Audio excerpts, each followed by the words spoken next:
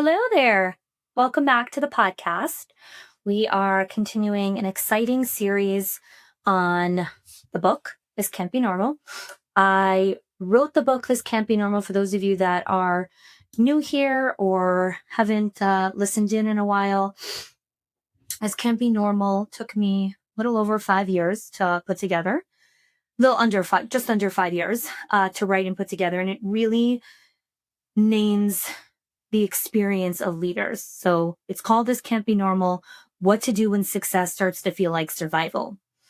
So today I want to talk about the hidden forces that keep knocking leaders off balance. One of the things that I do as a leadership mentor, a coach, and a guide is I work with leaders one-on-one.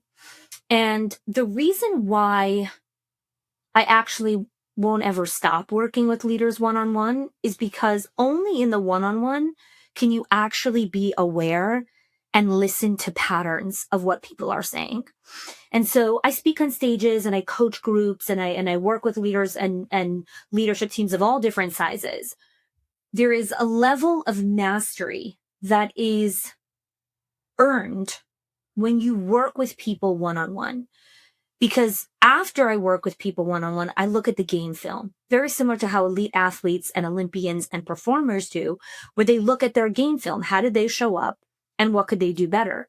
So besides for me looking at how did I show up in that conversation and what can I do better, I'm also looking for what are the patterns that are showing up in this conversation and in all the other conversations that I'm having with leaders in small schools of 1 or 2 centers, in larger corporations of 10 to 20, all the way up to 100, all the way to several $1 million portfolios of schools. So there's a moment that I see again and again and again with very strong leaders specifically. And it usually sounds something like this. I actually feel really good about where we are right now. And not in an arrogant way or a complacent way. It's a very grounded response to, I feel really good. The systems are built. My team is capable. The fires are quieter than, what they used to be.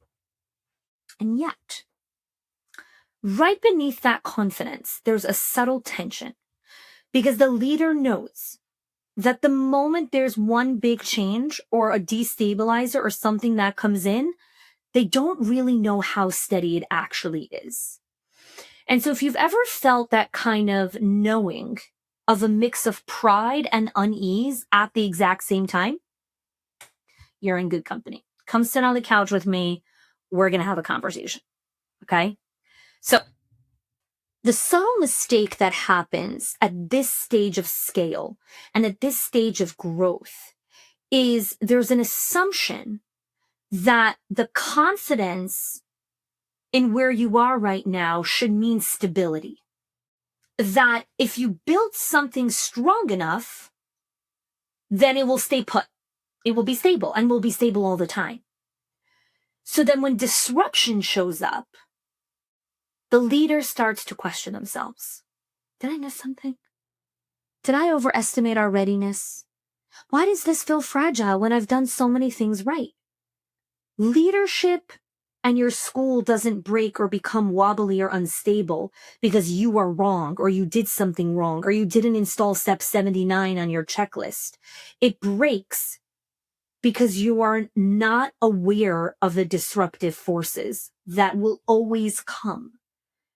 I was on a call with an owner who owns 5 locations, and she said something really honest to me. She said, the school can run without any major issues. And so I want to bring someone in who can help us grow. She wanted to bring in like a regional who could sit under her to really free me up. And I said, that's a really good statement, but it's incomplete. Why is it incomplete? Because there are disruptive forces that no amount of steadiness or infrastructure can prevent you from. Because they are not signs of failure, they are not mistakes, and they are not poor planning. It's the environment that we live in. There are going to be disruptions that you cannot control. And so I'm going to walk you through the 3 disruptive forces that you have zero control over, but you must be able to adapt to. And when you're aware of these disruptive forces, then you stop looking at disruption and wobbling or, a spike of something or a dip of something as personal or moral failures. And you have to go get more systems or more software. And you actually look at it as, oh, I'm human. I'm alive. I'm in a world that I can't predict every single outcome. Oh, I'm not God. Yes. So nice to meet your humanity. You are not God, which means you do not create all of the weather predictions and all of the ways that the environment is going to change around you. You do not have control of it as much as I know you want to. And trust me, I do also. Sometimes I really wish I could be in charge of things. But then I'm like, actually, I really don't, because I think God does a much better job than me. So I'm going to share the 3 disruptive forces, okay? The first one that I call, and all of this is in chapter 4 of my book, This Can't Be Normal. And this is where I go in depth and I give a lot of examples. And I really accompany you as a guide, sherpering you up the mountain. And hopefully you feel really witnessed and really seen in those moments. So the earthquake is the first force, and it's the structural force.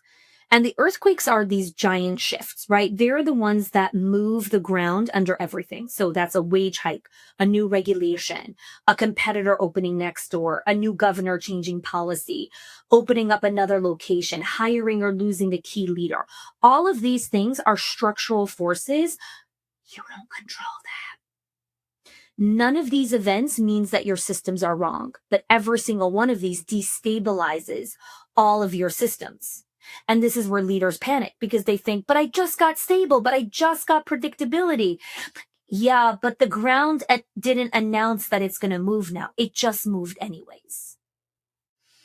So the second force is the wind, and it's the relational forces. And these are the forces that you cannot schedule, you cannot predict, you cannot control. Okay? You cannot control when someone has a baby on your team. You cannot control when someone's parent dies. You cannot control when one of your key team members gets divorced. You cannot control when one of your team member spouses gets relocated and now they have to move. You have absolutely zero control over whether the person that you love working with will even be here in 6 months from now because of things outside of your control.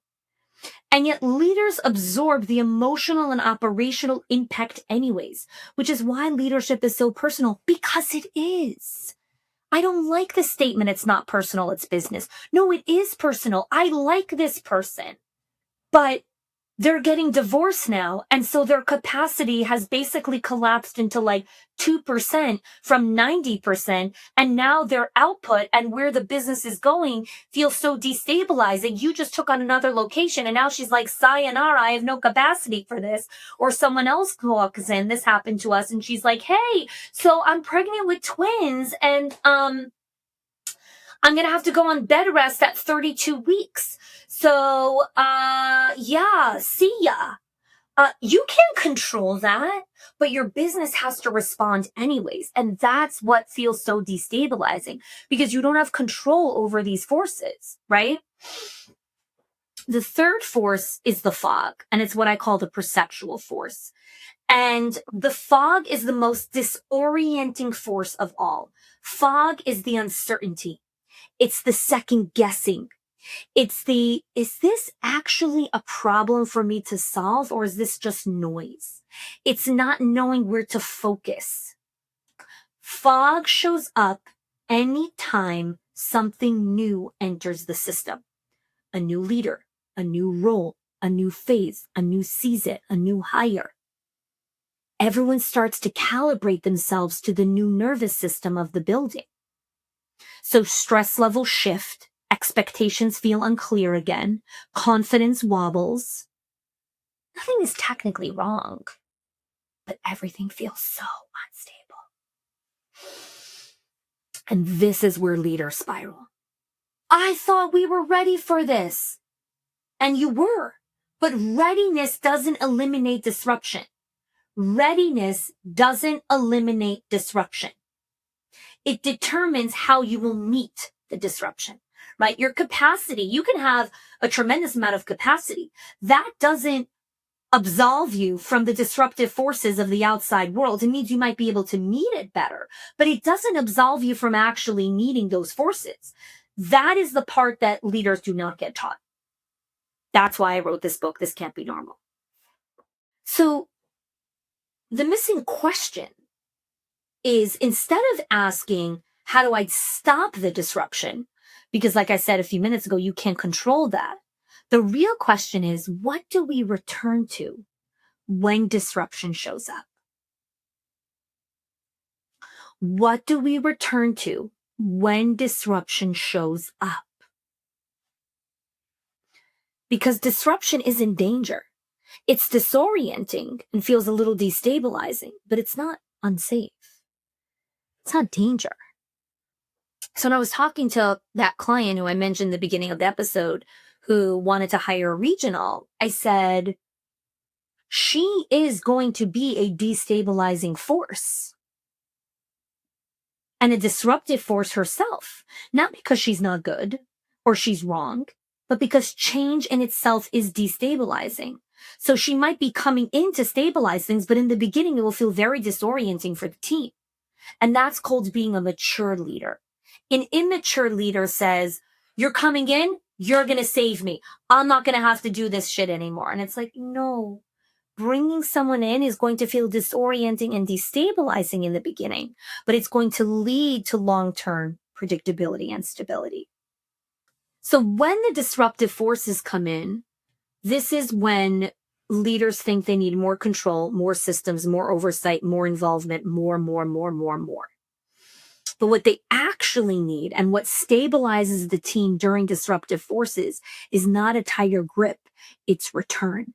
And it's returning to rhythms, to your standards, to predictable moments, to shared expectations. And I talk about all of those things inside of my book. We have section 2, part 2 of the book is the map to steady leadership. And we have 6 of those chapters are very much focused on how do you return to steady leadership when the disruptive forces show up. And so I was telling this owner of like, you already have your rhythms that you've been practicing and returning to. And so when the new regional comes in, you tell her, these are our rhythms that we return to on our most disruptive days. This is what we return to. We do not do tighter control. We do not do more oversight. We do not do more micromanaging. We return to our rhythms because that is what brings us back home to ourselves. Stability does not come from preventing disruption. It comes from knowing how to return home when disruption arrives. It's a settling inside of the team's nervous system of knowing this is what doesn't change even when disruption shows up. This is what restores and holds us. So they don't panic, they don't scatter, and they don't wait for the leader to rescue them. They reorient themselves and return to their rhythms. When there's no clear home, leaders do what they know how to do, which is grip harder, control more, overfunction. Not because they don't trust the team, but because someone has to hold the center of gravity. And when the center of gravity isn't defined or how to return to the center of gravity, it becomes the leader's nervous system. And that's when leadership becomes unbearable and leaders start collapsing. So if leadership has ever felt that, every new season feels like it's destabilizing you, and every change pulls you back into the state of hypervigilance, or every growth moment carries this unexpected fear, there's nothing wrong with you. You didn't misbuild and you're not too sensitive. You're leading through disruptive forces. And in my book, This Can't Be Normal, it's about building leadership that doesn't collapse when the wind picks up, when the fog rolls in, or when the ground shifts beneath you because of the earthquake. And it's not because you eliminated disruption, but you know deeply in your bones and collectively as a team what you return to when disruption arrives. And that changes everything. Everything. Hey there. If you're the one who notices problems before anyone else does, this is for you. You're the one who sees things first. the tension in the room, the teacher sleeping who just might quit. You're already tracking the consequences. Who will be upset? Who will push back? So even on days that look fine or feel calm, your body doesn't fully stand down. You go to sleep tired and you wake up already bracing. Not because today is chaotic or any day is chaotic, but because something could go wrong. And you know you'll be the one that's holding it. It's the responsibility that can sometimes feel crushing. You stay alert, reliable, and steady because you've seen what happens when things aren't held, when communications slip, when standards soften, when everyone assumes someone else will step in. And because you're so good at holding it, more of it finds its way to you, quietly, gradually, until no one sees how heavy it's become. This is not burnout, and this is not a discipline problem. It's what I call the invisible weight of leadership. If you see yourself in this, or even if your breath changed just a little bit, that's enough. And if you want to keep going and learn more, the opening chapter of my book, This Can't Be Normal, What to Do When Success Starts to Feel Like Survival. My book continues this conversation. You can go ahead and download chapter 1 for free and continue this dialogue. If you are loving the Schools of Excellence podcast and have gotten any value out of it for your school, I would love if you can do 2 things for me. 1, subscribe to the show so you never miss an episode. And 2, can you please leave us a review? Reviews help other school leaders know that this is the place to learn how to build a school of excellence. And I would be so grateful if you can do that for us. Your help and support makes this show to be able to be listened by the thousands of other school leaders all around the world. Thanks so much for listening, for giving us your time and attention each and every week, and I appreciate that you have joined us.